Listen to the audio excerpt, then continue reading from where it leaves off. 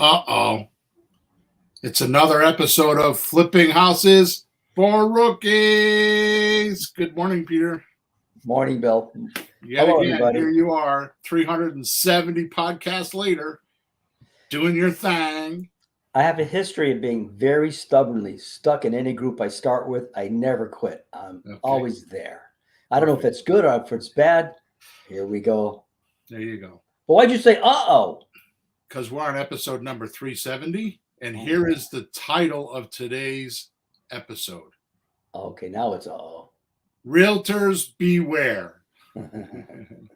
They aren't going to like this new creative strategy. Uh-oh. Oh, now I see. Oh, boy. Here is the description. What if you could take all of your dead leads and other investors' dead leads and turn them into gargantuan profits? You know, those properties where the seller wanted all cash and often more than it is worth? What I am talking about is a new actionable strategy that novice or pro can learn and use in less time than it takes to eat Thanksgiving dinner. And once it gets out, it is going to be much like an earthquake, shocking or sweeping across the lands, causing havoc. Plus, we will leave many in our dust if they don't get this information quickly. No more are the days, Peter, of a seller telling you they want all cash and you hang up with nothing to say. Mm-hmm. Nope. Now we look for these sellers and give them offers they feel stupid saying no to. Can you even imagine doing this? Well, today we plan to peel the curtain back and let you get backstage and really see what an elite bunch of creative entrepreneurs are doing to crush it with profits today. So, if you are ready to catapult into way more deals in profit, we are ready to reveal this tightly guarded new real estate strategy, and you can't afford to miss it. So make sure you stay for the whole time we're together today, because right up until the end, I plan on dropping bombshells. There you go. Peter's quiet. I stunned him. No, I'm pretty sure I know what we're talking about, but I'm just going to let you go with it. Okay. So let's do our housekeeping stuff. So first of all, thank you for being here. wherever you are watching us or listening to us, make sure you subscribe. I apologize for my throat. I've been doing this all morning. I have no idea why, but it keeps, I don't know. It's kind of weird.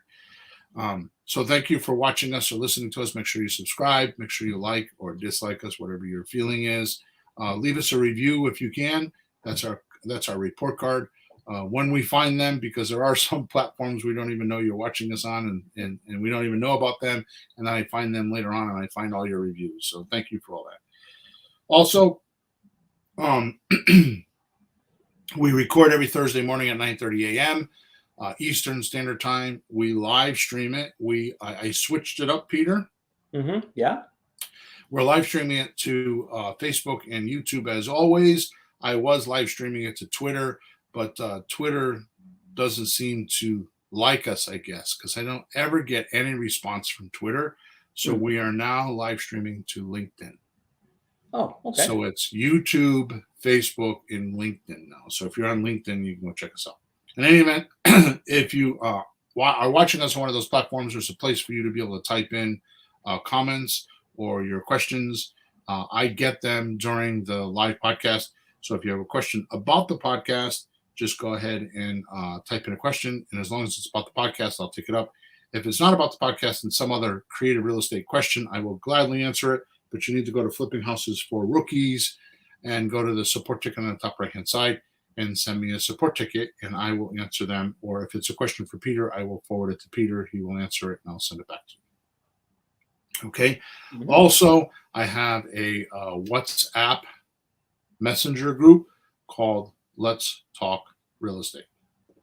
So, and soon to be, which I am working on, I am fairly certain that I will probably by next week, definitely by the week after, have a new private Facebook page that I'll be answering questions in.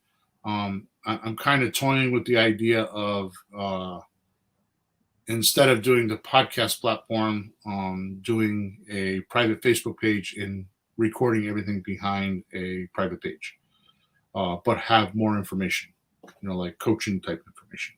Oh. So we're working on that. It's not in stone yet. I have to get with my team and make sure that I can do that.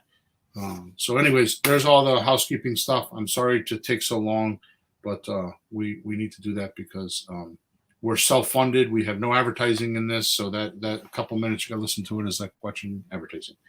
So, all right, Pete. I have some bold promises in today's description, so let's just dive right in. What do you think? You do very much so. Let her rip. So, if you are a regular listener, you should know by now that creative real estate is all about what controls real estate, aka the paperwork. Right? It's not like the realtor system that pays attention to the real estate alone, right? Only because by default it has to. I can't read my writing here. That system is, oh, I see what I'm saying. So only because that system is expecting you to replace the money in the deal. Right. New money. So yeah, if there was money on the property, that goes away and you put new money on it. Go to the bank. Unless you have like Mr. Bucks cash in your pocket, but you have to get new money in. That's a good way to look at it. Starts all over. Fresh. Another beginning to the 30-year mortgage with very, very, very little principal being paid and lots of interest to the bank. But to my point is that all that is correct. But to my point right now is that because the bank is using the property for collateral, they have their own system or opinions. I call it opinions. They would not say that. They would say it's extrapolated data. Extrapolating meaning that they have past data that will tell them what to do in the future, right? So they're extrapolating. They're pulling the past data forward with new data, right? So they have extrapolated data they feel is important to safeguard their money. Because at the end of the day, bankers are conservative, pompous asses. Okay? They think their money is worth more than everybody else's money. They think they have all the money and nobody else has any. And they have this system, just like the realtors, they have a system that nobody else has. Right? Which is false data, completely not true, and only that way if you're a banker and in that world. They definitely live off of the axiom or maxim, meaning the basic law, natural law, that the person with the gold makes the rules. They live off of that. So now that I've bashed the bankers and the realtors, okay, the reason why I do that is because it's not fair what they're doing. Because if a banker says that your house is worth $180,000 and you've got comps that say that it's worth $225,000, plenty of comps, you practically got to part the clouds or part the Red Sea, right? Just like, what was it, Moses that did that, right? Yeah. To get them to understand because they think they are right. And because it's their money, they'll just say, we don't think so. We're not lending the money. Yeah. The guy with the gold makes the rules. So the point in belaboring this right now is that The property itself is the pinnacle or the epicenter of Yeah. exactly how you're going to get the money. Yeah. Epicenter means the center of, or the focal point of where you're going to get the money. Yeah. Everything revolves around the actual property, the money. It's like the Right. fulcrum in a seesaw. So right. So what happens is if the bank feels the evaluation of the property is not correct, they won't win. Mm-hmm. If they feel like the economy is moving too fast, aka inflation, they raise their interest rates to slow it. Yeah. Right. Which, by the way, is the stupidest freaking thing I ever heard on planet Earth. It irks me. If I ever wanted to be a politician, which I never do, that would be the thing I would push the hardest. Absolutely. I know exactly what you're saying. It's horrible. Inflation means too much money, not enough products. Right? Yeah. In other words, you have 20 buyers trying to buy one house, the price goes up. Mm-hmm. That's inflation, right? Mm-hmm. So when our government has things like COVID and they put $10 trillion, $10 trillion they printed with their printing presses and put it in the system, of course we're going to have inflation. Yeah. Because now something that should cost $1 costs $3 only because there's $3 to use to buy it. Right. The annoying thing to me is the way they want to fix it is restrict the money. Well, it's a two-sided equation, right? How about turning around and increasing production? Right. More goods, more eggs.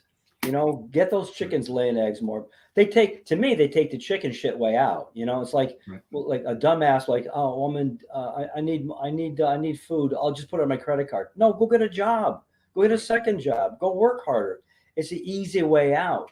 But then it pinches us. It makes things worse. To your point, Peter, that's good, and we're diverting, and we're going to get back in 1 second. I heard something yesterday that made me probably the proudest I've been in years. Oh, really?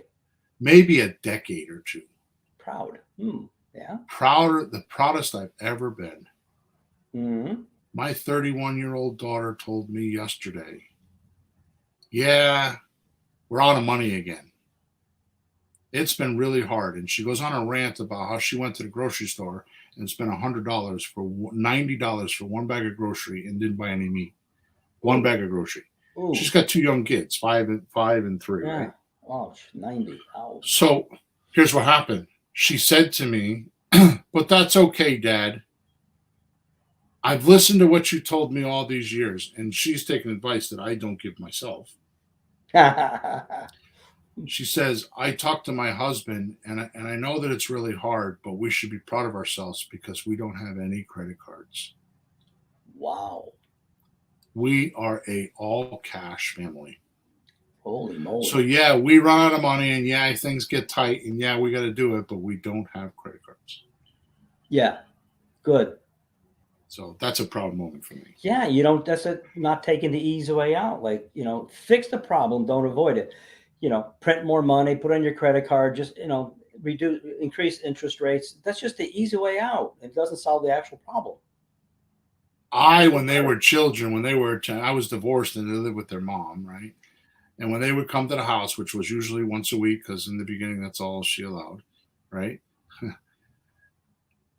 I would force them to play Kiyosaki's Rich Dad, Poor Dad, Cash Flow Quadrant. The board game. The board game. And now, all these years later, decades later, I hear her say something like that. And I think to myself when I hang the phone up, damn. Nice job. What a subconscious mind could do, huh?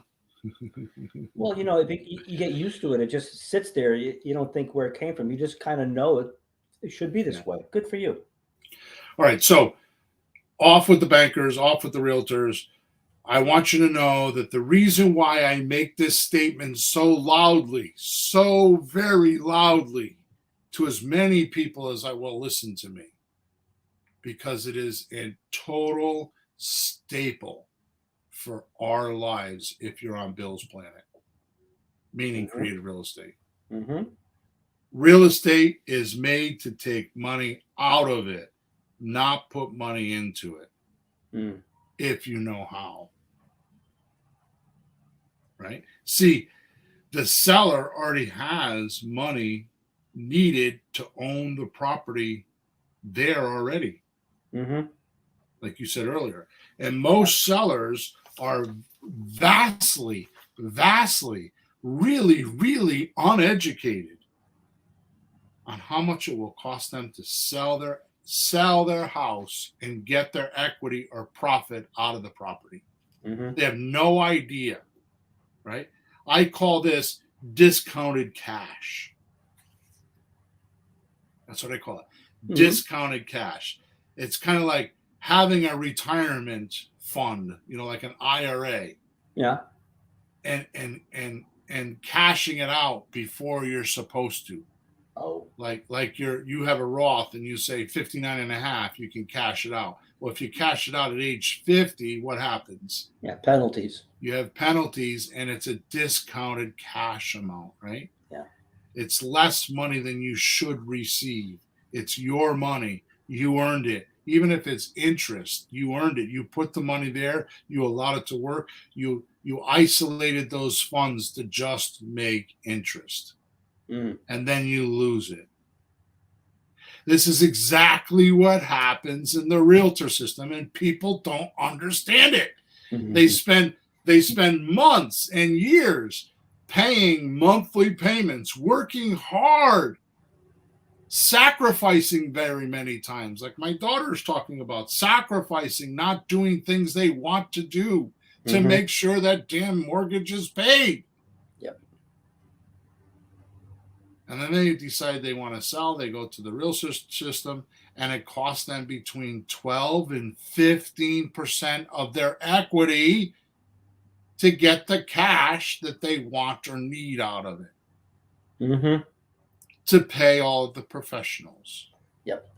The realtor, the banker, the insurance guy, the title guy, right? The inspector, the lawyer, the closing agent, right? All the professionals have their hand out. And here's the most confounded, backwards, confusing, most ridiculous datum on planet Earth in real estate. People hire a realtor and they think they're going to guide them through the transaction. They think they're going to consult them and tell them things they don't know. To find out that a vast majority of realtors don't know themselves, because they do 1 or 2 deals a year, not the 30 or 40 or 50 or 70 like one of our realtors does a year. And the only reason why realtors consult you through the whole process is because they know if they don't get their money, if they don't close, they don't get paid. The interesting thing is there is not a school, there is not a book, there is not a certification that shows you how to go through the process of selling a house on planet Earth as of this recording. There is not anything like it. There are some people's opinions of how it should be done. There are some ideas of how it should be done, but there is absolutely no standardization at all. Even the realtor system is not standard.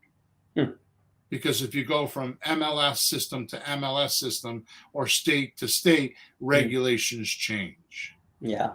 And proof of that is that you have some states that are escrow states and some states that aren't. Escrow meaning there's a third party that's holding money on a temporary basis until the closing happens. Each state has different laws on how to handle that money and what you can and can't do with that money while you're holding it temporarily, aka the deposit. So real estate is one of the biggest things we have on planet Earth, one of our biggest business, which is right behind, by the way, the government lending money for real estate. That's the largest. Actually, the largest is lending kids college money. That's even more now, huh? That's high. That's number one. And then the number 2 biggest business is lending the money. And number 3 biggest business is the actual real estate transactions themselves, Mm. right? Mhm. The largest business in America on planet Earth, and we do not have a standard system where you can say step 1, step 2, step 3, and actually go study it, understand it, and everybody does it the same. I mean, Jesus Christ. I went yesterday because my grandson was here. I went yesterday to get him a Happy Meal. First of all, I needed to take out a freaking loan to buy it. But most importantly, I showed up thinking, oh my God, I'm going to be here forever, because there were cars all the way out to the street. I sat in a line that had at least 25 cars in front of me. Whoa. And a McDonald's drive-through. There was a double drive-through. And I kid you not, Peter, if I wasn't there more than 7 minutes, I wasn't there a second. Huh. Now, if freaking McDonald's can figure out how to do that, how come we can't figure out how to do real estate? Right. It's probably uniform the entire country. You know what? One of our friends, Jay, who's trained as a doctor, says, you ever notice that hamburgers taste exactly the same all over the country? And meat is not exactly the same where you buy it.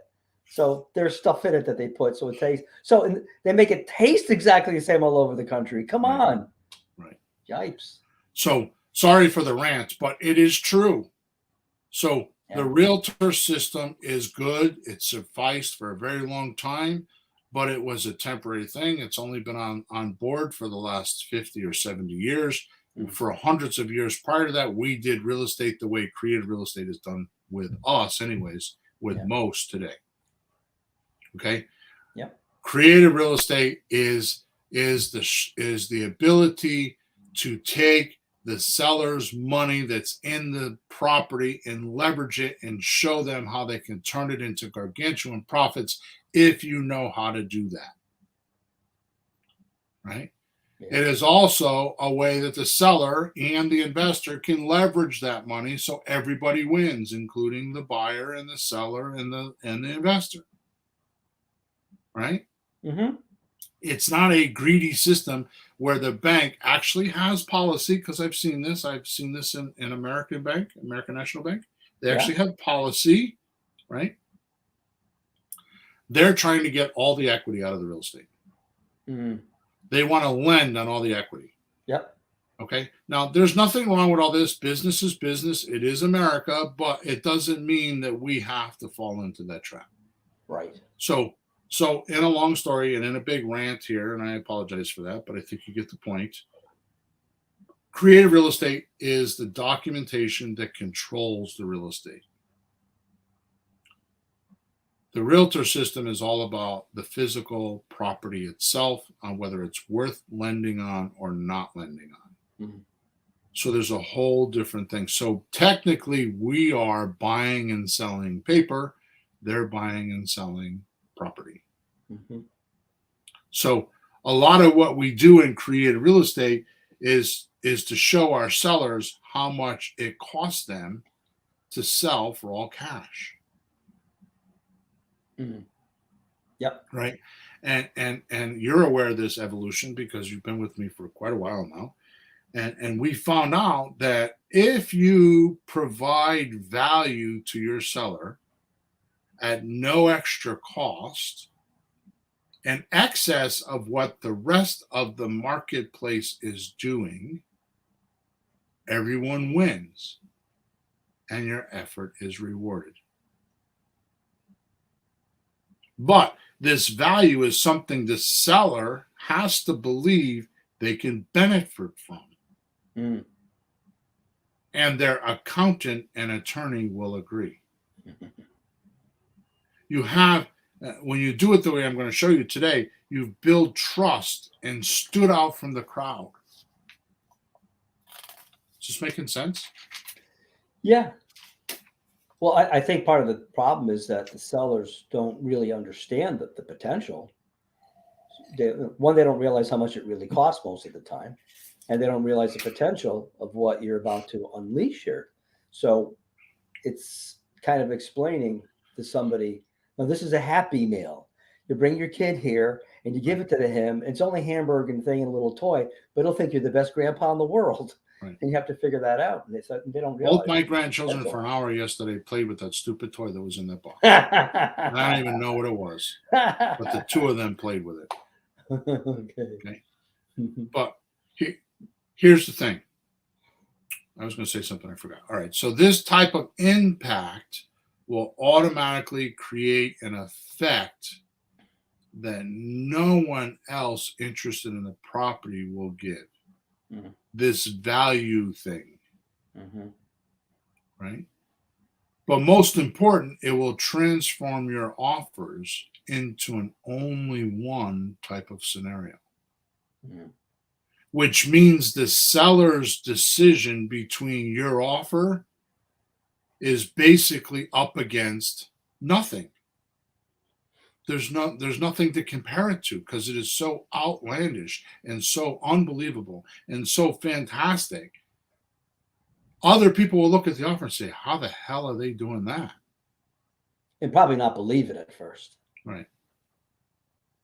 It's so unique and so good they can't find it anywhere else. Mhm.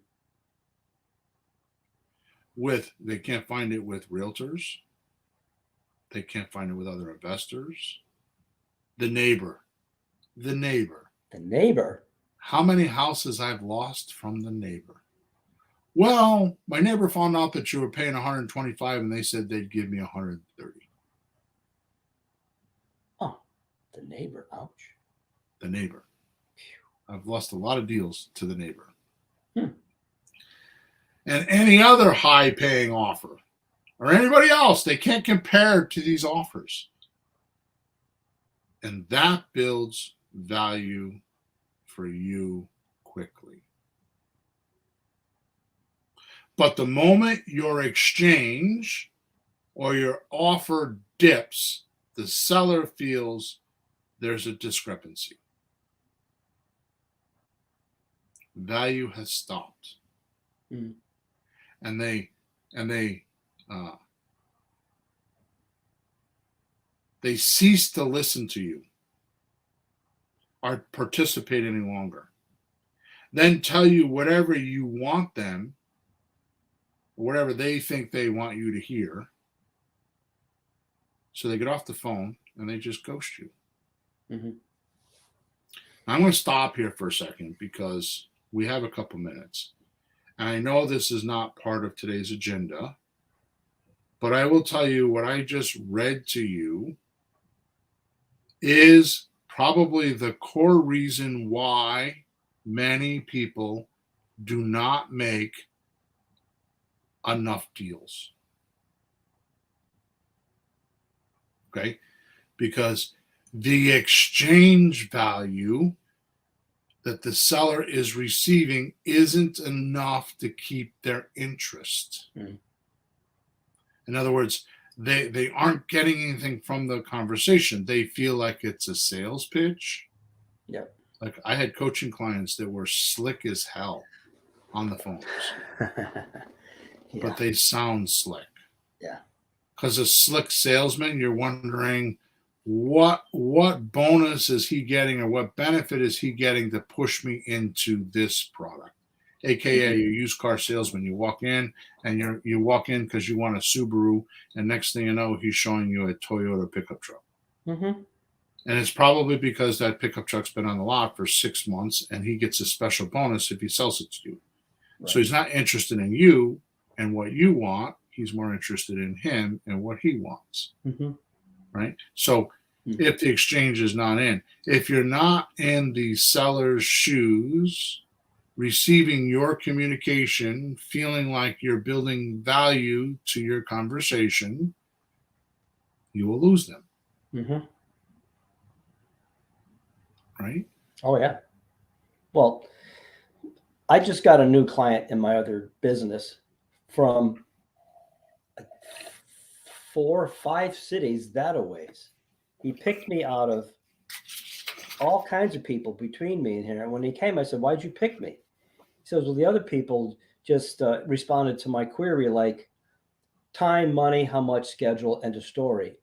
And you, meaning me, like actually listened to what I said and said something that I wanted to hear. Like you heard what I was saying. You were talking to me. So I drove all the way to just.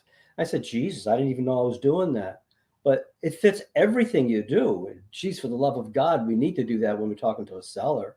Right. He needs to feel like you're talking to him and listening, finding out what he needs. Right. And if it's money, talking about today, value-wise, you blow his socks off. Right. Even that. Right. But So I remember being a young man, and one of the things that I learned is how to negotiate. The negotiation staple for me is the person that wants it the least has the most power. Yeah. Right. Mm-hmm. So if and most of my clients come across needy. Yeah. They need to have this deal. Like I have a guy right now that's actually in another coaching group, but he listens to me quite a bit. Mm-hmm. And he was doing fine, and all of a sudden, he's got a job now, and he's like needy. He's needy talking to me. I can't imagine what he sounds like when he's talking to a seller. Oh no. That leaks through because when your seller feels needy, there's one thing that I learned about sellers. Yeah. Yeah. The more you chase them, the faster they run. Sure. Yeah. Right. So the trick is to give an offer that's so good the seller would feel stupid or very foolish to say no. Mm-hmm. And this offer is actually easy to do. Yeah. Now I say that very reluctantly because it's taken me 30 years to figure it out. Yeah. Right. What do we got here? Devil. Kenneth says, "Thank you, Beaten Pill. Nobody talks like this." I don't know if that's good or bad, Kenneth, but thank you for the compliment. Well, we fooled him at least. Yeah, no. Yeah. No, it's true though. So I think it's even worse in the sense of when somebody starts. I've said it before, but it bears repeating before somebody can get it through the thick skull. When you start a business like this, you're thinking, how much money can I make? Right. How much money can I make? You got to be thinking, how can I help the seller? Right. Somebody you don't even know or care about. You're supposed to care and know about them, and you don't. I just started reading a book, in the first chapter. I've only read about 4 pages because it was late last night when I was reading it. Yeah. And I shouldn't really be reading it. I have a bad habit of reading a couple books at a time. Yeah. Sometimes 2 or 3. Like in the morning, I'll read one. In the afternoon, I'll read another one. And at night, I read another one. I really shouldn't do that. But I have so many books that I want to read that I feel like that's my solution. You're on a scavenger hunt there. Yeah. And this book, he got my attention right away because he's like, what is money about? Why money? And the connotation is money's about how many people you've helped, how much value you've provided for other people. That's what attracts money. Yeah. Right. Yeah. And that was, I read that after I wrote this podcast. Obviously, I have some knowledge of that, right? Mm-hmm. But I used to call this, what we're going to do right now, I used to call this the cold ice water dip. Okay. In other words, you need to shock the seller. Right. Mm-hmm. So this offer that I'm talking about, which is actually easy to do, it's easy because it's just math, but it's a special kind of math. Mm-hmm. And what I mean is it's called comparison type math. Mm-hmm. The math itself is not special. It's just addition and subtraction, which is very, very basic, very simple. Anybody can do, right? In other words, I've done this for years and never recognized it, and now I'm embellishing upon it, and I'm like amazed at how many people don't know it. Excuse me. I'm just amazed. I just thought that everybody knew this, and I'm like, really? Right? Mm-hmm. It's kind of and you see behind the scenes. It's kind of by accident that this is happening. The way this is unfolding. It's like discovering gravity. It's there all the time, so you don't even notice it. It's like air. Right. There are people in the world, I'm sure, you would have to try to convince that there's something in the air, right. Oxygen. No, there's nothing there. Right. So you can't see it's right in front of your face. Yeah. Thanks, Kenneth. He says, you bless you. sneezed. Yeah. Thank you. All right. So it's a comparison type deal. And what the magic of the math is you use one set of numbers against another set of numbers, Mm-hmm. showing the seller similarities and dissimilarities between selling a house for all cash or by taking monthly payments or not replacing the money already in the property. Mm-hmm. So we're going to show them if they sell for all cash, how much they get. Yeah. And if they don't sell for all cash, how much they get. And we Mhm. put the numbers side by side and let them look at them. So the comparison is of the proper magnitude. Mm. They mean something, right? I mean, Mhm. my dad used to tell me, well, my godfather actually, he was 100% Indian, American Indian. Mm-hmm. And he used to have all these sayings, right? Mm. Which I thought kind of set me up because we grew up and I was a hillbilly. You know, I mean, I still am to a large degree, but I don't show it as much as I used to. But in my personal life, I live very simple. I think I live simple. I'm not, I'm not big on a lot of things. I've been there, done that, tried it, didn't like it, and I'm in my later years in life, I find it's just easy to be simple, right? Mm-hmm. But he used to say, you can't appreciate the sunshine until it rains. Mm. So someone can't appreciate the cash offer until they see the other offer. Mm. Right? So when done correctly, the seller can see how to best leverage their already invested money into returns. And often it's 70% or more than the cash offer. Do you hear what I just said? Mm-hmm. I did. So if you're talking to a seller, right, Mm-hmm. and you can say to them, you want to sell your house for 200,000. I'm going to go over this in a minute, but you want to sell your house for 200,000, and you want all cash. Mm-hmm. What if I could give you 280,000? Would you be interested? And what are they going to say? That's an offer that they can't say no to. They have to say what? Right. Minimally, like what? Because on one hand, you might get guys like us offering terms, and a decent price. I'll give you the 2 if you wait terms. Then you got the other guys. I'll give you 110 cash now. And then we come along and say something like that. It's a little shocking. So that's the cold ice water dip. It's like, I'm going to give you $280,000 for $200,000 property. What's the first question they're going to ask, Peter? It's like, well, how can you do that? There you go. They want you to explain it. Yeah. So now, right off the bat, you're not trying to say, will you do a terms deal? No. See, that's what I'm talking about. Remember I told you I'm going to go back. I'm going to go back and read it again. Mm-hmm. The moment your exchange or offer dips, the seller feels like there's a discrepancy. Mm-hmm. Will you do terms? Immediately, anything you can say just dipped. The exchange went out. They don't know what it means. They don't want to do it. You're spending the entire time catching up now. You're pedaling back. I hate pedaling back. But when you say to them, how about if I give you 280,000? They're like, how? They're giving you permission to show them how. You're not pedaling backwards anymore. Mm-hmm. Kenneth says, can't type fast enough.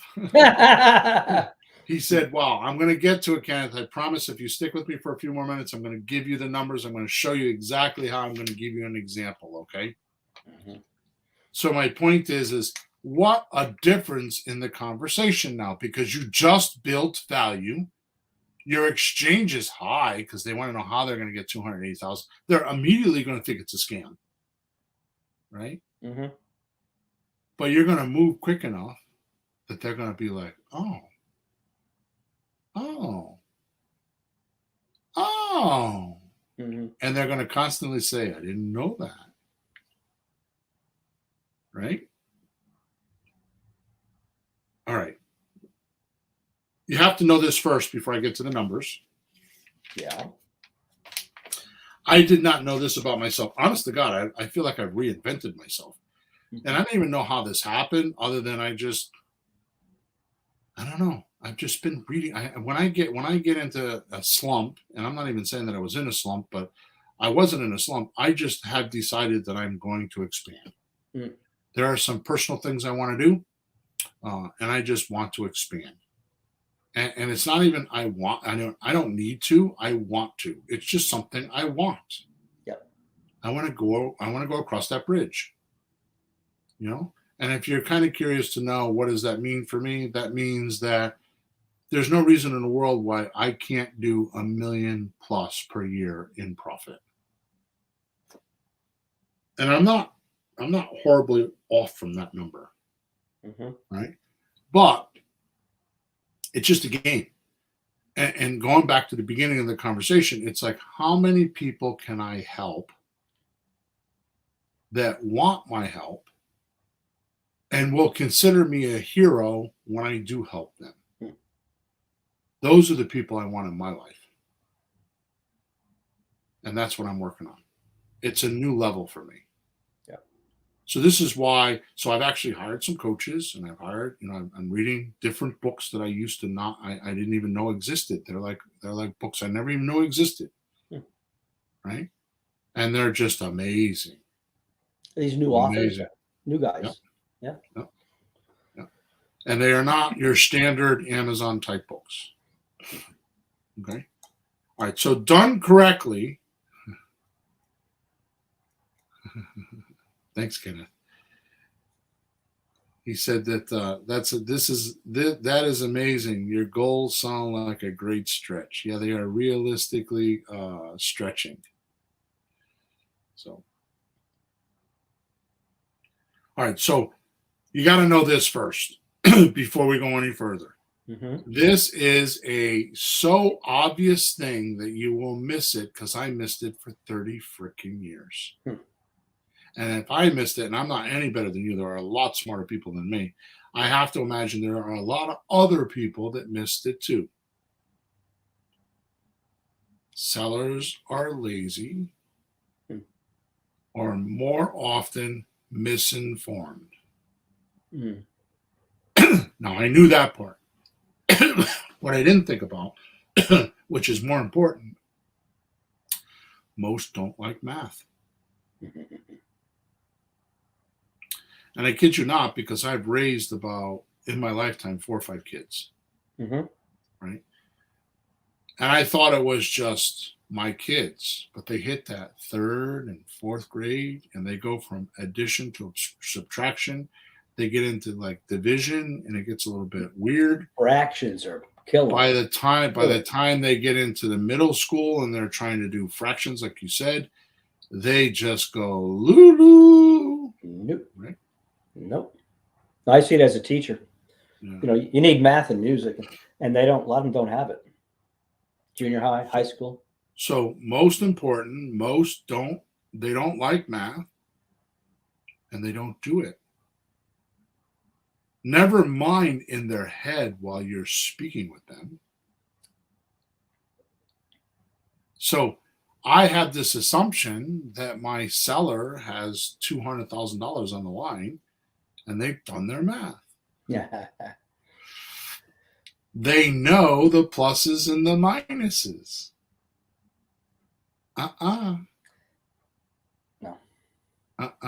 No. I think it's as bad as this, just personal opinion, that they have no control over it anyway. The house is going to go on the market. Whatever the price they can get is going to get. Whatever people are going to take, whatever they get. I think they're going to get what they're going to get, and there's no use even trying to work on it. Like you go to the supermarket, buy my eggs or not, you have no choice. So I don't think they even bother to think that they could even bother to try. Right. Whether they could or not, there's no use. So they don't even consider it. I think it's that bad. And then we come along. Okay. Jeez. I didn't realize I built flipping houses for rookies. Mm-hmm. I built my entire coaching program. And I've done hundreds of transactions because I explained the math to all these people. I'm doing it with you right now. You first started with me, and I remember we were in a room I rented in Westville, New Haven, Connecticut. Mm-hmm. I had about 15 or 18 people show up off of a meetup group. Yep. And I got all done, and you were like, "This is amazing." And by the second or third time we had done it, because we used to do it once a month, Mm-hmm. you said to me, "Bill, why do you start off with deal structuring? That's like up the line. It's like people need to know other things before they do the deal structuring."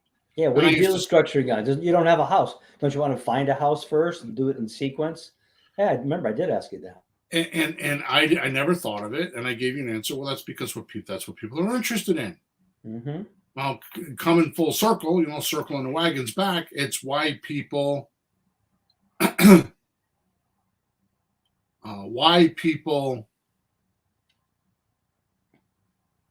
stick to me. It's not my personality. It's not my looks. It's not the way I speak, because when I speak, I don't speak, like I have a high education, right? Yeah, we can understand you better this way. Don't change. My point is, it's because of the math, and I explain it. Yeah. Right? So the simplest way, well, first of all, doing the math for sellers, students, and coaching clients is one of the biggest deal clinchers I have and use, Mm-hmm. is doing the math. And not only do I do the math, but I stop and check. You get it? Mm-hmm. Does that make sense? Mm-hmm. Are you following? Step by step, you got to do that. Are you following? Mm-hmm. You tracking with me? Mm-hmm. Kenneth, thank you. I get this quite a bit. You explain things, Bill. Yeah. He wants to know when he's going to get the book list. Ken, I've been asked that for years, and I got to tell you, Peter's been in my house. I have way too many books. I don't know. It would take me days to list them.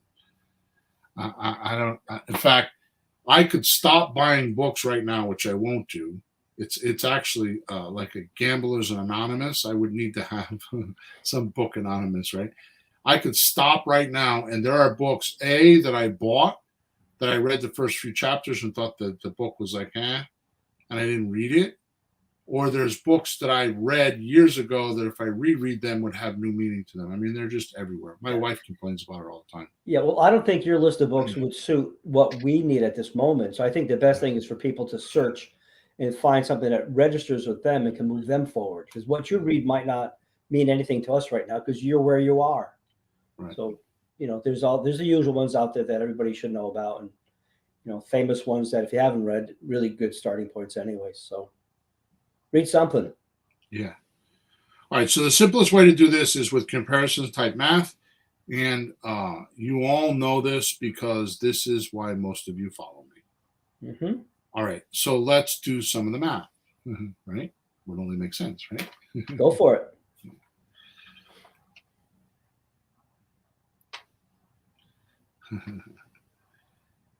All right. So most sellers do not know when they don't sell for cash, they'll save money. And have 4 different profit centers. Mm-hmm. So the seller they'll have technically 5 profit centers. The first one is saving money on closing costs, and then the other 4 profit centers they'll have by keeping the property. Yep. Okay, you with me? Yep. So When you proceed to show the seller what these other four profit centers are, they go, oh, and here are the four profit centers. Mm-hmm. So first of all, because what we're talking about here is we're talking about what I call a slot deal, sandwich lease option transfer, otherwise known as a lease option wholesale deal. Mm-hmm. So you're going to get the seller to do a delayed cash out or a lease with an option to purchase. You're going to go find a buyer and assign that to them for a fee. So you're going to give the seller $100 to consummate the option agreement. Mm-hmm. In other words, make it legal. Mm-hmm. You're going to go sell that lease with an option to a buyer for probably $10,000 Mm-hmm. or $20,000 or $30,000.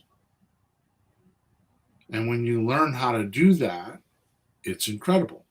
The reason why I have had students in the past not do as many of these deals is because they didn't know how to talk to the seller. Mm-hmm. And that's the reason why we call it a grand slam offer. The reason why this grand slam offer works is because now we're adding to the system by saying to the seller, hey man, if you don't sell right now, I can save you the closing costs and I could make you this much money with these profit centers. Mm-hmm. And those profit centers are monthly cash flow. Mm-hmm. Right? Now, monthly cash flow is a funny thing. Yeah. Right? Because money cash flow is absolutely, positively, most freaking definitely the only thing we should talk about in creative real estate right now, Peter. It is absolutely the only thing we should talk about in creative real estate. We should not talk about anything else except this. Because the seller has a 3% mortgage. Oh. And you're going to sell a house. You're going to sell the house. See, people think that it's a lease with an option to buy. It's backwards. No, you're giving them an option and allowing them to rent until they qualify. Right. The only reason they get the lease is because they're going to be buying it. Well, because they don't have the money now. So they're getting the lease because they don't have the money now and they have to get qualified for the mortgage. So we're going to allow them to live in the house until they get the mortgage. But the day they move in, they are an owner. They're not a tenant. Mm-hmm. Yeah, but what just struck me, the way you said it, although you said it a few times, they can't get the lease until they promise they're going to buy it. I spoke to a guy. We're selling a house, and it's funny you say that. I've never had this happen. Well, I haven't had this happen in a long time. Let's put that way. I spoke to a guy in Ohio. Sean sends me this lead. Oh my God, you got to call this guy immediately. Mm-hmm. We've got an $79,000 house. We just did a bunch of work. We just raised it to $89,000. Okay. When we had it for $79,000 and needed the work, we were barely getting any leads. Now we got it listed for $89,000. We're getting leads like every day. Huh. Okay, but that's something within itself. Guy's got $10,000 down. He's got a 720 credit score, right? He's got $1,000 a month. The rent is only $900 a month. It's like Sean's like, he's having an orgasm over this lead, right? I call the guy up instantly. The first 3 minutes, he's like, "Well, I don't want to buy. I just want to rent. I'm in college. I'm going to be here for 4 years, and I want to have a 4-year lease." And I said to him, "Well, we don't do that." He went silent. He goes, "What do you mean?" I'm like, "Well, you need $10,000 or $9,000 to put for a down payment. And you don't get the down payment back unless you buy the house. So I'm not going to take $9,000 of your money and let you live there for 4 years and then walk away. Why would you do that? That would be stupid. I'm not doing that." Yeah. He's like, "I don't understand." It's exactly what you're saying. Yeah. He wanted to just lease. Yeah. Okay. So here's my point. Monthly cash flow. The reason why I'm on a rant right now is because if you do what we do, you don't use rentometer. You're going to rent the house. You don't use the rentometer, whatever the normal rent is in that neighborhood, as your lease amount. No. What you do is if you're selling for $200,000, you go into a mortgage calculator and put in $200,000 at 7 or 8% interest. Add your taxes and your insurance. That's the new payment, because your seller is going to be at 3 or 4% and your payment's going to be at 7%. The number's going to be higher. We have not had something like this, I think, in history, because those low interest rates have been all the way back from Obama days. So it's got to be 12 or 15 years we've had below 5% interest. So there are a lot of mortgages that are at that 3, 4, 5% interest. I saw a report this morning on the news that is scary as hell, because it was with some very smart financial people. And their prediction is, their prediction with the way things are going, we are going back to double digits numbers in interest, which, by the way, when you look at history, we've always been in that double digits, always been 10, 12%.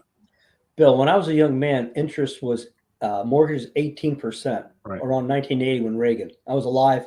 I was getting ready to buy a house, 18%. Now, it wasn't horrible when the houses were $30,000, $40,000, $50,000. Right.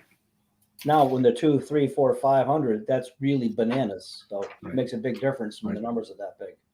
It's not good. Right. So I'm going to buzz through because I just realized what time it is. We're 55 minutes in, and I still have 3 more pages of notes. So we're going to do cash flow. We're going to get the seller cash flow. We're going to get them a monthly mortgage reduction. I'm going to explain that in a minute. We're going to get them a yearly IRS reduction to lower their taxes and appreciation value. Right?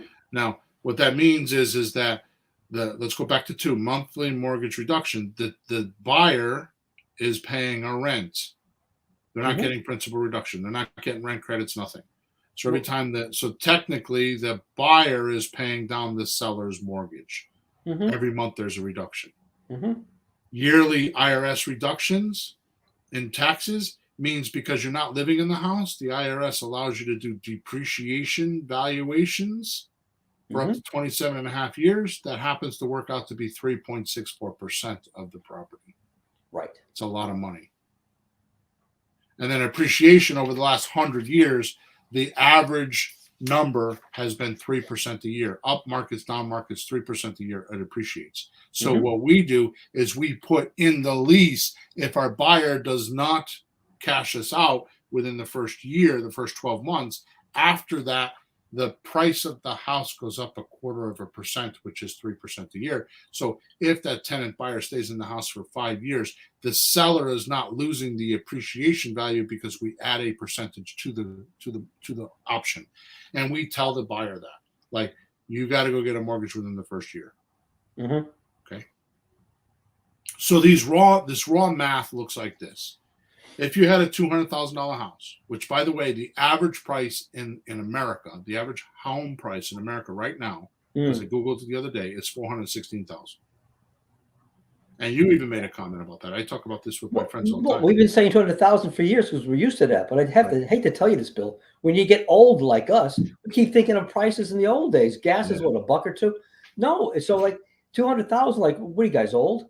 300, 400,000 is just normal now. So we got to go to those numbers just to be real. But I'm going to go with the 200,000 just because, right? It's easy math. Do that. We used to use 100. Now we're up to 200. So I guess it's doubling. Go ahead. So if the seller wanted to sell for all cash, the closing costs are 15%. So that's 30 grand. That means that the seller, right, would lose in the transaction $30,000 for fees. And that's all the negotiating fees, and that's attorney fees, and that's realtor fees. And even if you don't use a realtor, you still need to spend something or a bunch of dough to be able to get it marketed to, because we have found out if you don't get 125, 150 people to an ad and 20 or 30 people through the house, you're not going to get your 1 to 5 offers. Now, the realtors get away with it because they have this thing called the MLS, and it's just a big fat networking system. So they all can, like, hope they put it in there and pray that they're going to find a buyer. They don't do anything more than that, which is the reason why most people don't like realtors, because they don't do much more than that.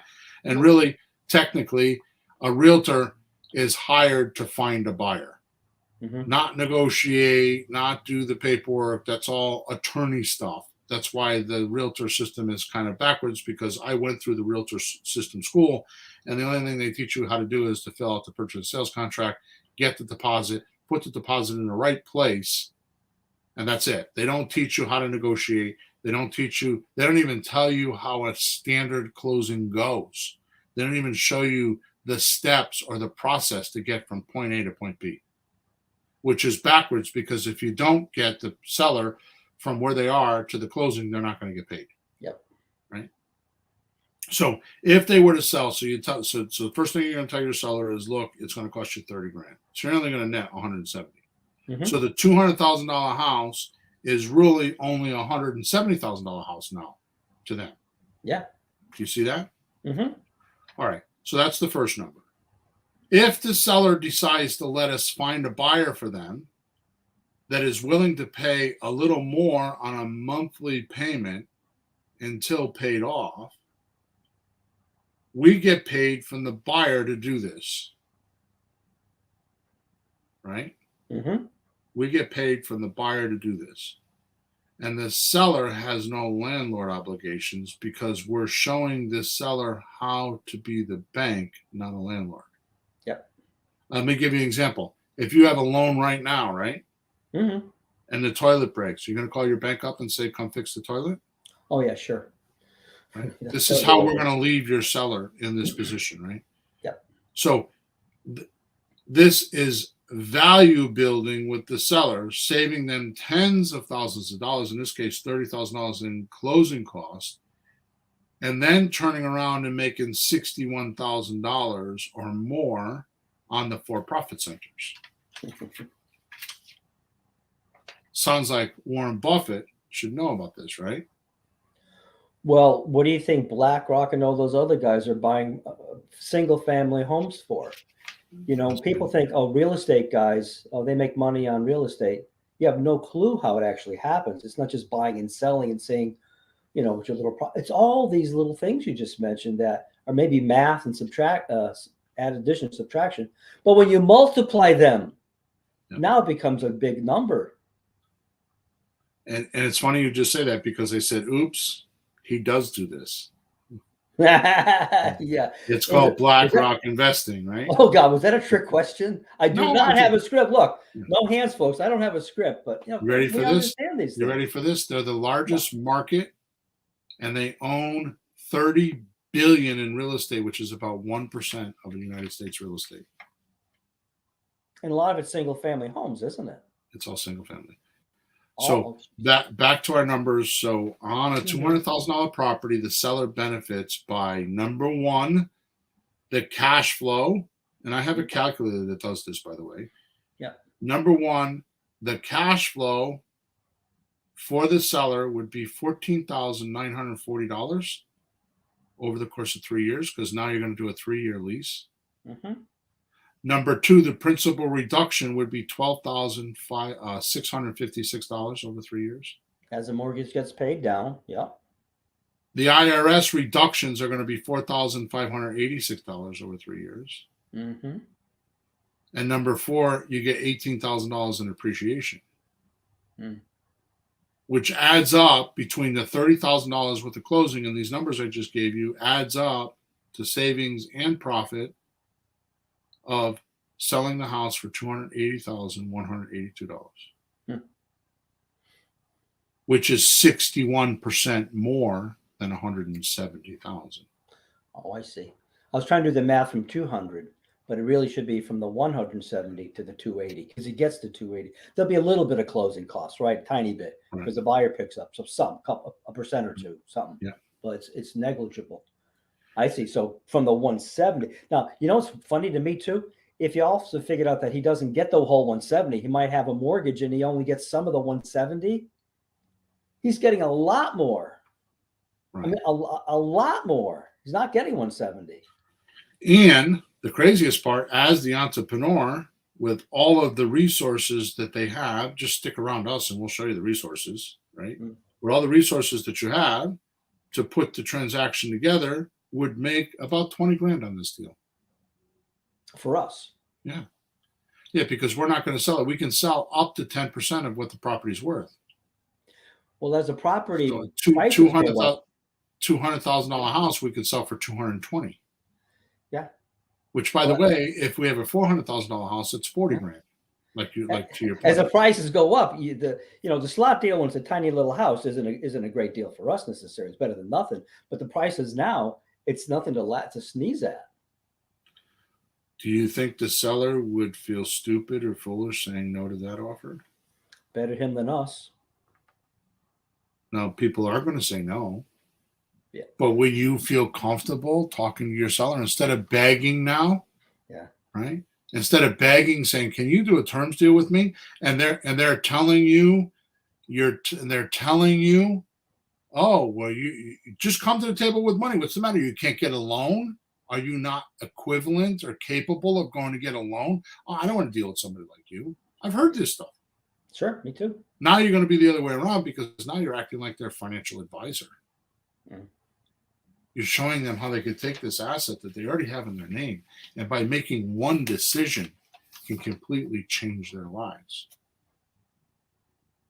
The best part is, and I'm going to rattle through these 10 because we're already at the hour. We're at an hour and 5 minutes. Mm-hmm. Okay, so here we go. You don't need a license to do this. Nope. You only need about $10 for investing. That's to get the option agreement that I told you about earlier. 3, if you have rented a place to live in or for someone else to live in the past, you know 90% of what you need to know. You just need somebody like Pete and I to come along and show you how to make money with it. Yeah, you've done leases before. You're signing the other line now. All you need to do is know how to make money with them. Mm-hmm. 4, you're helping the seller get 61% return on their investment.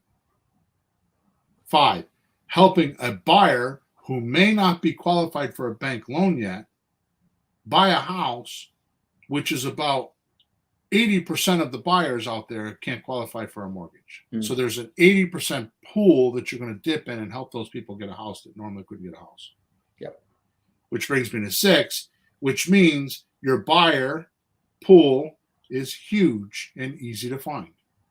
So you don't get stuck with these deals. And even if you did the way we do it by just signing an option agreement, you're going to give up $10 or $100, whatever you put down. You're not losing. You're not risking anything. And you get a $1,000 education. Right.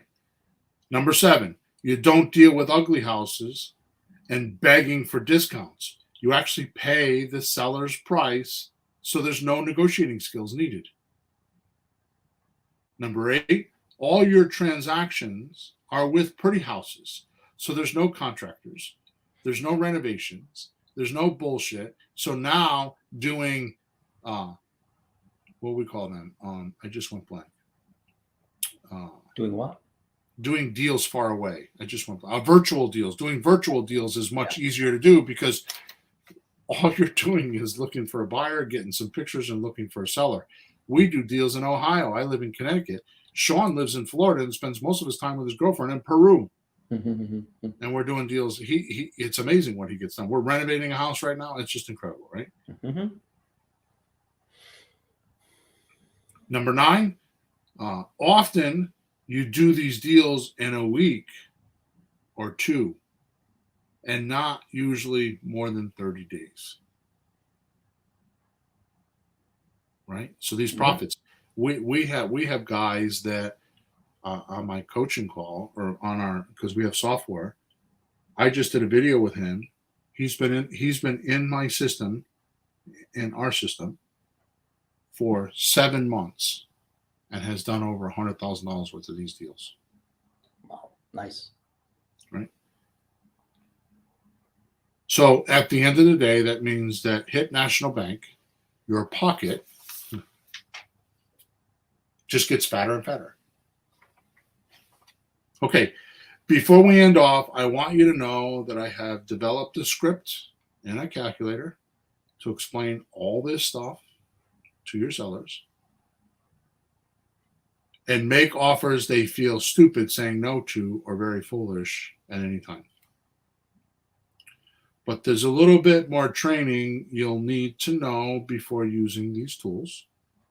So you need to make sure you understand the basics of creative real estate, and then I show you how to do all these numbers. So I did a private, what I call Webby, which is a webinar. I did a private Webby with my email list, right? Mhm. In other words, we haven't advertised this. This is not public. This is the first time I've gone public outside of my group Mhm. with this, right? So I did a private Webby with an email list to show them how we do it. All the numbers, I break them all down, and I show them to you visually on a screen, right? I show you the calculator. I show you all the script. I show you where to get all that stuff, everything, Mhm. right? I put a link in the description of this podcast for you to go watch that Webby for free. Okay, now it's this podcast was an hour because this is what we do, but I think that podcast is, I mean, that Webby is a couple hours because it's got training in it. Yeah. And it's for free.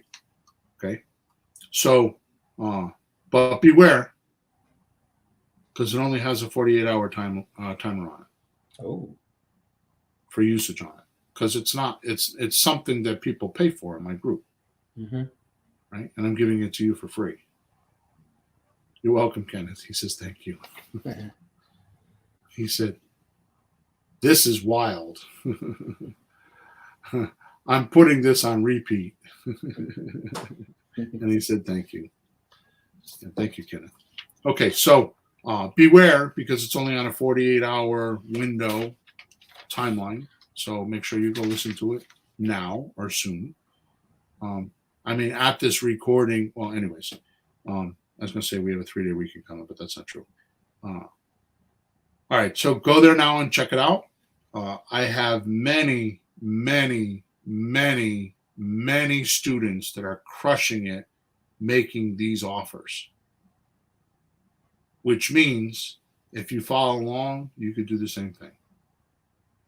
So go click on the link and watch the webinar and get the information for yourself, because I think if your head was spinning here, you might have to put a strap around it, because you might lose your head because it's going to spin more when you get to the webinar. Okay? Because I did the webinar, and it's probably, I do a lot of webinars. It's probably one of my highest feedback webinars.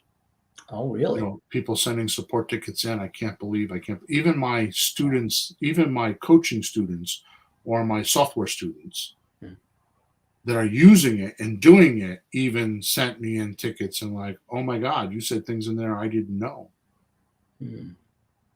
So just go check it out. It's very revealing. If anything, it will definitely give you an education on creative real estate and the ways that you could make a mass fortune doing it. Okay. So thank you for listening today. Thank you for sticking with me for an hour and 12 minutes, 12 minutes past my bedtime with you. Don't forget to subscribe to wherever you're listening to us or watching us. Kenneth, thank you for all the feedback today. It was very awesome to see somebody in there speaking to us. And I really appreciate that. And make sure that you click on the link in the description and go watch the webinar. Make sure you subscribe to our page, like us on wherever you're watching us. And if you need any help, go to flippinghousesforrookies.com and hit the support ticket on the top right-hand side, and I will answer your questions. Okay? Over and out. We will talk to you on episode number 371. Flourish and prosper. Have a good week.